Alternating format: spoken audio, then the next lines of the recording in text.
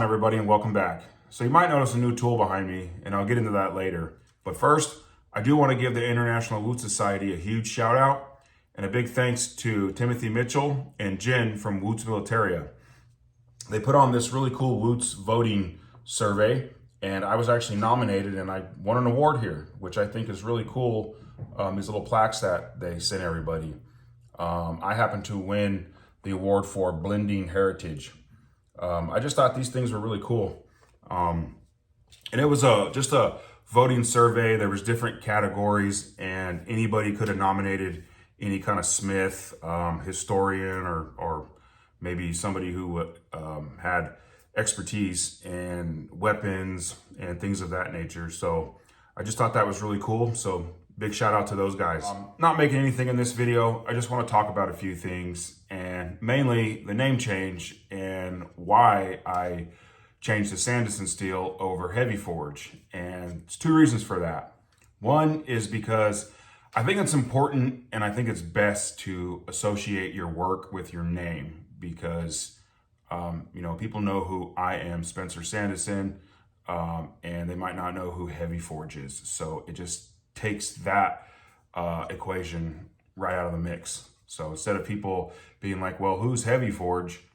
Just go by your name, and that's been an idea I've had for a very long time. Years ago, when I took a class with Adam DeRogers, he kind of put that in my head, and that's kind of stuck with me over the years, and I wish I would have done it sooner than later, but any time is as good as any.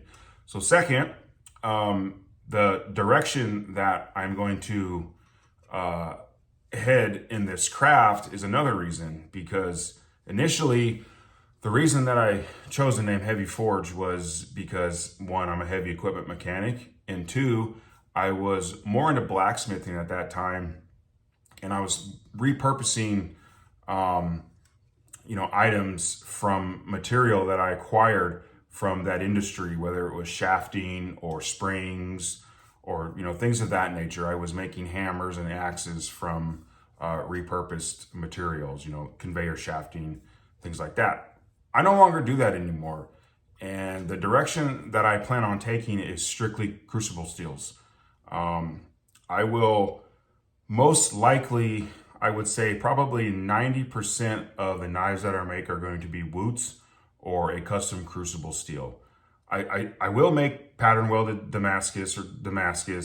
I still will venture in areas like that, or doing multi-bars with wrought iron.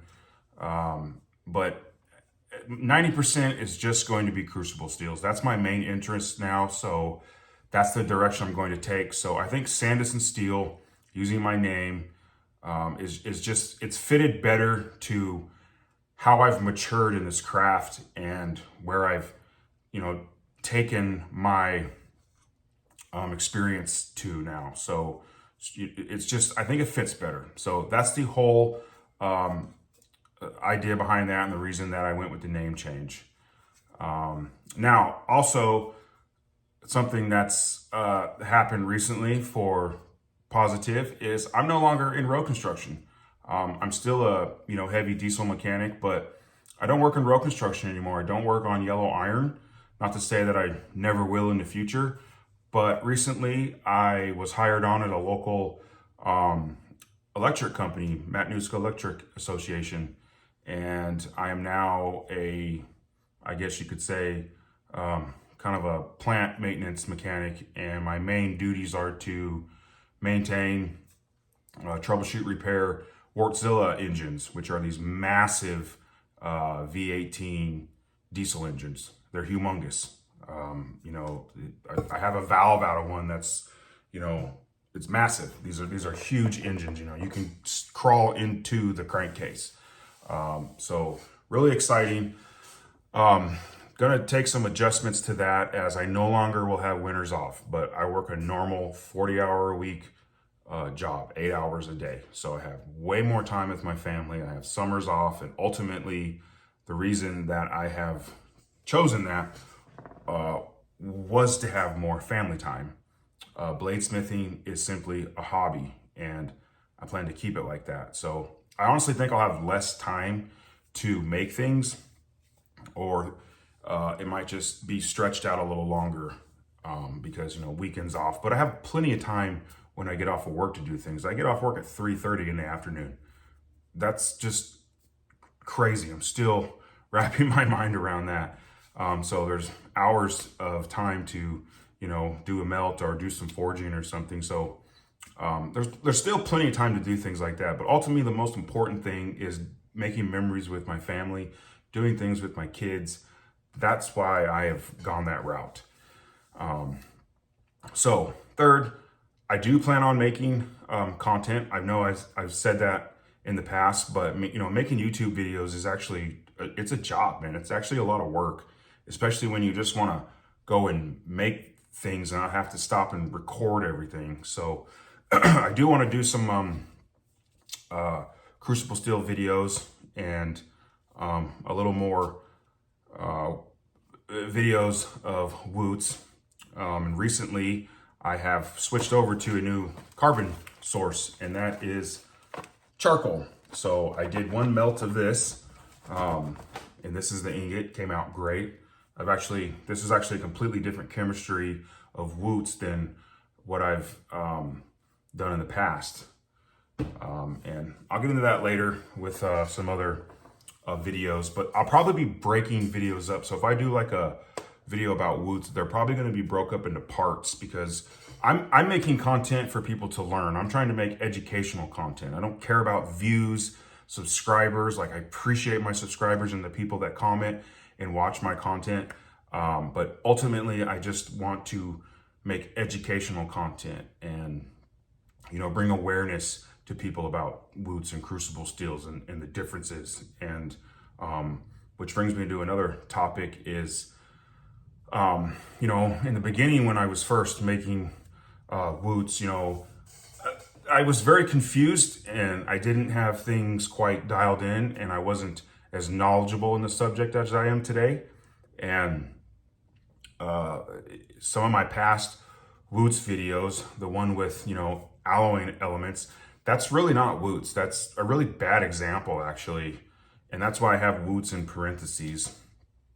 But I changed that later on and put the parentheses in there. But I did change the description. I've actually debated taking those videos down because it's not really woots. And I think I've talked about woots chemistry enough, and the information is out there enough. But, you know, woots is very low, very, very low in alloying elements. And at that time, I was a little confused on what the alloying elements were doing. And now have a way better grasp and understanding on a metallurgical level. So I do plan on putting out more content of that. So, but other than that, I am doing a collab with Gabe Fletcher of Anchorage Forge. Excellent Damascus maker. Like, dude is wild. Is just excellent. But this is actually one of his practice ingots. So I'm not really going to talk about what we're doing, but this is the steel for him to practice with. And once he gets things dialed in, and we get things dialed in, then I'll be making him the final ingot that he can take off and, you know, do whatever he wants to, incorporate it into his Damascus. So it's going to be pretty cool. And last, that thing, I'm super excited about that. Now, that is not the final destination for it. I do plan on putting it in my shed, but I have debated of doing hot work in here and making my shed my grinding room. Even though, you know, it's cold, you know, I do have a space heater in there, and that's a small shed, so it gets hot. It can get warm in there very quickly. And to keep the dust down in the garage, it'll free up a little room. But that is pretty loud, so I'm still on the fence. You know, I still have some, I want to use it here first and see how loud this thing is, and that will pretty much determine whether or not I move it out to the shed. you know, I'll just throw it up over my back and carry it out there. No big deal. Actually, I have no idea how I'm going to get it out there. You know, how I got it in the garage was, you know, some Egyptian methods, I guess. But I'm really excited about that. I will make a video on it, a little, you know, hammer review thing. I want to give Dave Custer a shout out for that. Excellent work. The build quality in these is just, it's excellent, man. I highly recommend a tire hammer from Dave Custer. I've always wanted a power hammer. I am of the opinion that a hammer is just way better than a press. They both have their place. I've been using a press for a long time, but I've always just been the type of smith that would rather have a hammer over a forging press. But you know, a really good hammer, not that these aren't good hammers, these are great hammers, but you know, it's nice to have a 12-ton press and then this. So I debated selling my press and upgrading to a larger press. That's still, you know, up in the works. But, you know, I think for now, for what I do, being a hobbyist, this is fine. So that's where I'm at right now. You know, if you guys have any questions, just ask in the comments. And like I said, I do plan on putting some more videos together of some Woots melts using charcoal and some more, you know, forging videos. Not too much I'm going to give away, but, you know, I don't mind helping people out, but there's not a lot that I really want to just put out there, you know. So I have kind of gone back to the drawing board with Woots and have done some things a little different. I've had some great results. So, you know, I'm ready to get back into it because, you know, before I,